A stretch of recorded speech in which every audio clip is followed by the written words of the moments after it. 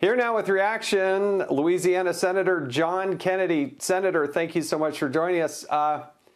What comes to mind, what comes to the stomach when you think of AOC running for President of the United States of America?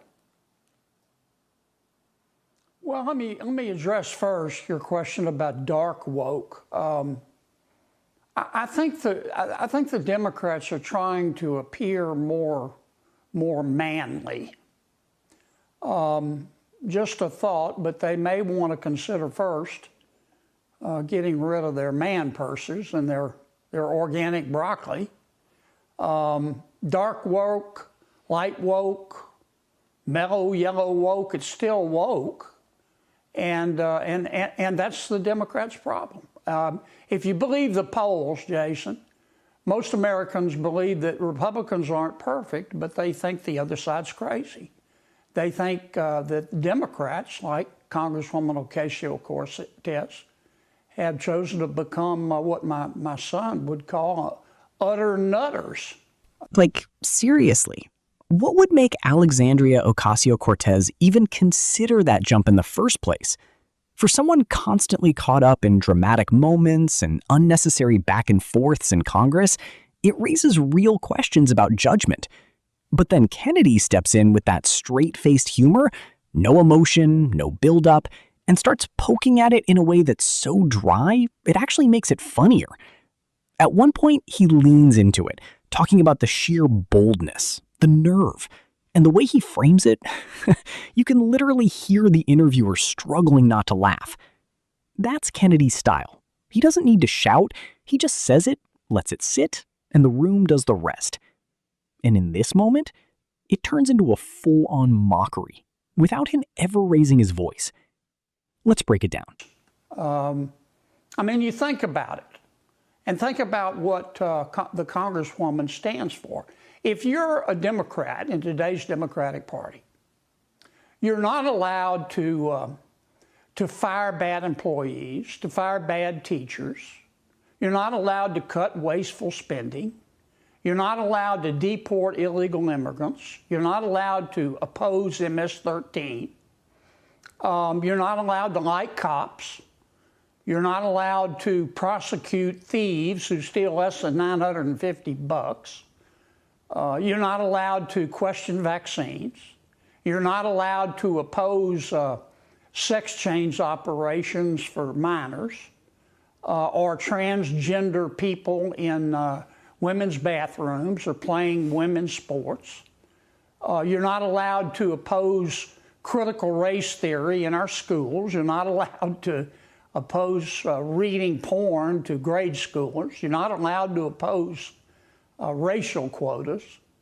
But you are required to use certain pronouns and to believe that men can breastfeed. Now, I don't think I'm being unfair. This is what Democrats and Congresswoman Ocasio-Cortez now believe. And a charitable interpretation for this kind of behavior does not exist. And the American people look at it and they just want to jump out of a moving car.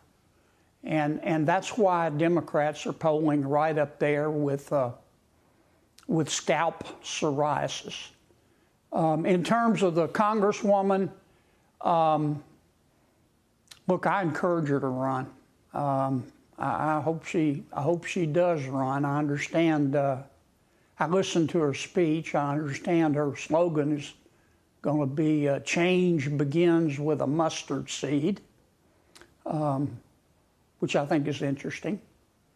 I guess if Governor Pritzker runs, his slogan will be, "You can have a tummy and still be yummy." I don't know. I just think with the Congresswoman, if you scratch the surface, you get more surface. I don't think she has the intellectual firepower to run a campaign to be president, but I hope she does.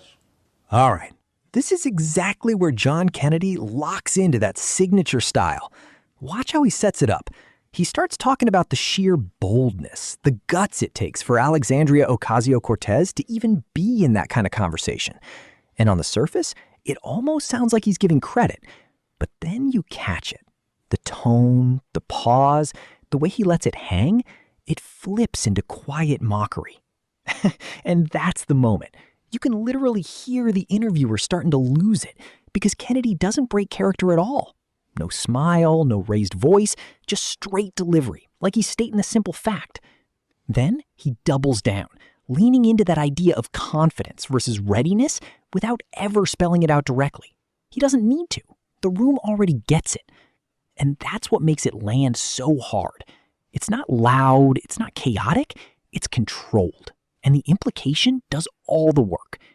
By the time he finishes the thought, people are already reacting because the message is clear. Ambition is one thing, but reality is something else entirely. That's not just criticism, that's Kennedy turning a moment into a full-on mockery without ever raising his voice.